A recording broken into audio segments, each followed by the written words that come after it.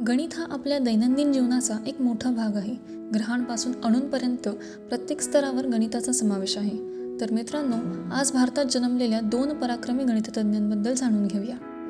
भारतातील महान गणिततज्ञांपैकी एक रामानुजन यांचे संख्यांच्या सिद्धांतातील योगदान खूप मोठे आहे. तो खरोखरच 20व्या शतकातील एक गणिती घटना होता. भारतातील या दिग्गज प्रतिभेचा ऑलर आणि जॅकॉबी सारख्या सर्वकालीन महान व्यक्तींमध्ये याचा समावेश होतो. रामानुजन केवळ 32 वर्ष जगले, पण या अल्पावधीत त्यांनी अशी प्रमेये आणि काही सूत्रे तयार केली जी आजच्या सुपर कम्प्युटरच्या युगातही अथांग आहेत. त्याने आपल्या मागे सुमारे 4000 सूत्रे आणि काही प्रमेय सोडली. असे मानले जाते की ही काही महान सिद्धांतांची सुरुवात होती जी त्यांच्या वैचारिक टप्प्यावर होती, जी त्यांच्या अकाली निधनामुळे विकसित होऊ शकली नाहीत. त्यांचे वैयक्तिक जीवन त्यांच्या प्रमेय आणि सूत्रांइतकेच रहस्यमय होते. श्रीनिवास रामानुजन हे अत्यंत धार्मिक आणि आध्यात्मिक असे गणिततज्ञ होते. त्यांच्यासाठी शून्य हे परिपूर्ण वास्तवाचे प्रतिनिधित्व करते. गणितातील त्याच्या उल्लेखनीय प्रतिभेचा स्रोत समजून घेण्यासाठी संशोधक अजूनही धडपडत आहेत. असे मानले जाते की तो सृजनशीलतेच्या हिंदू देवीचा महान भक्त होता आणि देवी त्याला स्वप्नात भेट देत असे आणि तिने त्याच्या जिभेवर समीकरणे लिहिली. रामानुजन हे लंडनच्या रॉयल सोसायटीमध्ये निवडून आलेले पहिले भारतीय होते. रामानुजन यांचा जन्म 22 डिसेंबर 1887 रोजी तामिळनाडूमधील इरोड येथे गरीब पालकांच्या घरी झाला. त्याचे वडील कापड व्यापाराच्या दुकानात कारकून म्हणून नोकरीला होते, तथापि त्याच्या आईला तीक्ष्ण बुद्धी होती आणि ती ज्योतिषीय भविष्यवाणी करण्यासाठी प्रसिद्ध होती.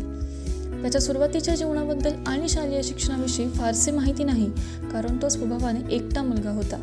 नामगिरी देवीच्या उत्कट प्रार्थनेमुळे त्यांचा जन्म झाला असे मानले जाते. नंतर रामानुजन यांनी आपल्या गणिती शक्तीचे श्रेय या सृष्टी आणि बुद्धीच्या देवीला दिले. त्यांच्यासाठी अध्यात्माचे सार व्यक्त केल्याशिवाय काहीही उपयोगी नव्हते. रामानुजन यांना गणित हे वास्तवाचे गहन प्रकटीकरण म्हणून आढळले.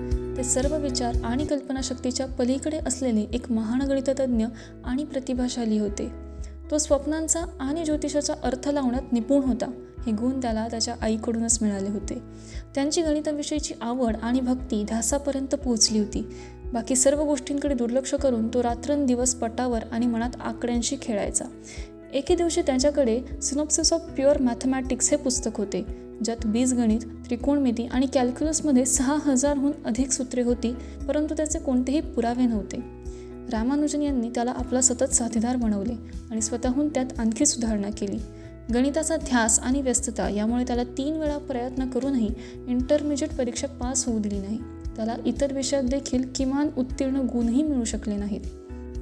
रामानुजन यांचे लग्न लौकी नावाच्या 9 वर्षाच्या मुलीशी झाले आणि त्यामुळे त्यांच्या कौटुंबिक जबाबदाऱ्यांमध्ये आणखी भर पडली. नेल्लोरच्या जिल्हाधिकाऱ्यांच्या शिफारसीने, जे त्यांच्या गणिती प्रतिभेने खूप प्रभावित झाले होते, रामानुजन यांना मद्रास फोर्ट ट्रस्टमध्ये लिपिकाची नोकरी मिळाली. 1913 त्यांना प्रोफेसर हार्डी यांनी लिहिलेला एक लेख आला. रामानुजन केम्ब्रिजमध्ये 4 वर्ष राहिले आणि या काळात त्यांनी त्यांचे गुरु प्रोफेसर हार्डी यांच्या सहकार्याने गणिताच्या महत्त्वाच्या अनेक पेपर्सची निर्मिती केली. त्यांची अभूतपूर्व आणि अपवादात्मक प्रतिभा संपूर्ण शैक्षणिक जगामध्ये ओळखली गेली. 1918 लंडनच्या रॉयल सोसायटीचे फेलो म्हणून त्यांची निवड झाली. तेव्हा त्यांचे वय अवघे 30 वर्ष होते.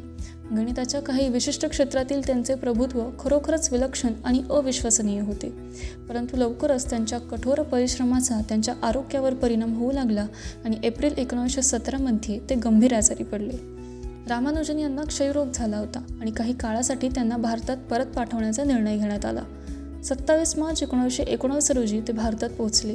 त्यांनी 26 एप्रिल 1920 रोजी कुंभकोणम येथे वयाच्या 32व्या वर्षी अखेरचा श्वास घेतला.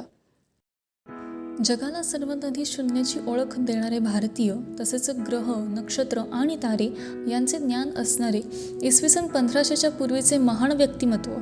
आपण सर्व या महान व्यक्तिमत्वाला ओळखत असणारच. अर्थात ते आहेत महान खगोलशास्त्री आणि गणिततज्ञ आर्यभट्ट, ज्यांनी जगाला सर्वात आधी बऱ्याच गोष्टींचे ज्ञान दिले. आर्यभट्ट यांचा जन्म कधी झाला याविषयी कुठेही असा ठोस पुरावा नाही, परंतु आर्यभट्ट यांनी त्यांच्या आर्यभटीय या ग्रंथात असा उल्लेख केला आहे की जेव्हा कलियुगाचे 3600 वर्ष संपले होते तेव्हा त्यांचे वय 23 वर्ष होते. तर यावरून त्यांचा जन्म इसवी सन 476ला झाला असेल असे इतिहासकार मानतात. त्यांचा जन्म तेव्हाच्या अश्मक प्रदेशात झाला होता, म्हणजेच आपल्या महाराष्ट्रात, असे काही स्रोतावरून माहिती मिळते. आणि पुढील शिक्षण घेण्यासाठी ते कुसुमपुरा येथे गेले होते. कुसुमपुरा म्हणजेच आत्ताचे बिहारमधील पटना शहर. तेव्हाच्या काळात असलेले नालंदा विश्वविद्यापीठ येथे त्यांनी त्यांचे शिक्षण घेतले असे समजते, कारण भारतीय गणिततज्ञ भास्कर हे कुसुमपुराला तेव्हाचे पाटलीपुत्र सांगितले होते. तेव्हा तेथे गुप्त साम्राज्य होते. आपण आज सहज समजतो आणि मानतो सुद्धा की पृथ्वी ही अंडाकृती आहे आणि तिच्या स्वतःच्या ध्रुवावरती फिरते. हेच नाही तर पृथ्वी स्वतःभोवती फिरते म्हणून दिवस आणि रात्र होतात, हे सुद्धा आपण आज मानतो.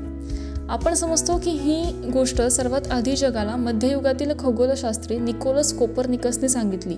पण निकोलस कोपर्निकस यांच्या 1000 वर्ष अगोदर आर्यभट्ट यांनी आपल्या ग्रंथात फक्त हेच नव्हते सांगितले की पृथ्वी गोल आहे, तर तिचे आकारमान सुद्धा सांगितले होते.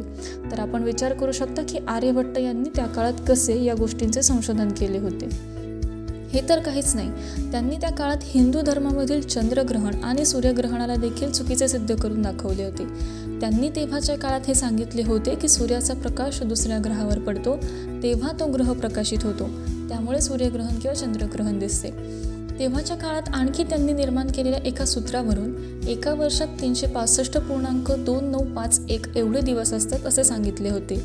त्यांच्या खगोलशास्त्रात आणि गणितामध्ये एक विशेष आवड होती. त्यांनी गणितामध्ये सुद्धा बरेचसे सूत्र शोधून काढले आहेत, ज्यामुळे आपण आजही एखाद्या वर्तुळाचे परिघ आणि आणखी काही गोष्टींचे मोजमाप करू शकतो. सोबतच आर्यभट्ट यांनी आर्किमिडीजपेक्षाही अचूक अशी पायची किंमत सांगितली होती. ती होती 3.1416. परंतु नालंदा विश्वविद्यालयाला जाळण्यात आले होते तेव्हा तेथील काही महत्त्वाची ग्रंथे देखील जाळली गेली होती.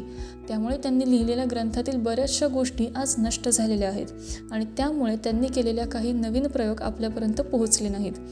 आर्यभट्ट यांचे निधन इसवी सन 550च्या जवळपास झाल्याचे इतिहासात दिसून येते. 15 एप्रिल 1975 साली आर्यभट्ट यांच्या 1500व्या जयंतीनिमित्त भारताने आर्यभट्ट नावाचा पहिला उपग्रह अवकाशात सोडला. भारतीय अवकाश संशोधन करणारी संस्था इस्रोने देखील 2009मध्ये पृथ्वीच्या स्ट्रॅटोस्फिअरमध्ये शोधलेल्या 3 जीवाणूंपैकी एका जीवाणूला बॅसिलस आर्यभट्ट असे नाव दिले. आंतरराष्ट्रीय खगोलीय संस्थेने चंद्रावरील एका छिद्राला देखील आर्यभट्ट असे नाव दिले आहे. आम्ही आशा करतो तुम्हाला आज सूर्यमंडळाची ही माहिती आवडली असेल. आपण उद्या पुन्हा भेटूया एका नवीन विषयासोबत. धन्यवाद.